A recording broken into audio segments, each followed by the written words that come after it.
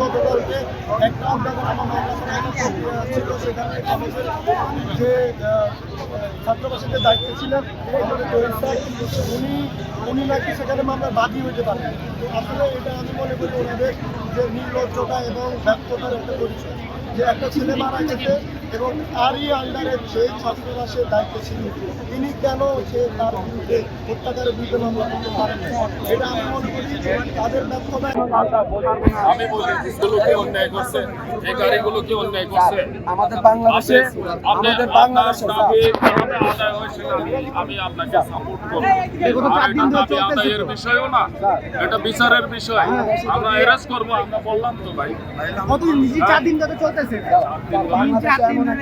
আমি আসছি মাত্র 2 দিন হয়েছে, আমি এই থানায় যোগদান করছি মাত্র 2 দিন। গতকালকে শুনলাম যে আপনাদের একজন ছেলে মারা গেছে, তখনই আমার খুব খারাপ লাগছে। শুনতেছে লাউড স্পিকারে আছে, বুঝছেন?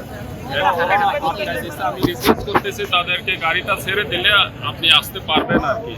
আপনি একটু তাদের সাথে কথা বলেন। ওদের দাবি হলো আপনাকে এখানে আসতে হবে, তারা যে জায়গায় ব্লকেট করছে ওই জায়গায় আপনাকে আসতে হবে। হ্যাঁ,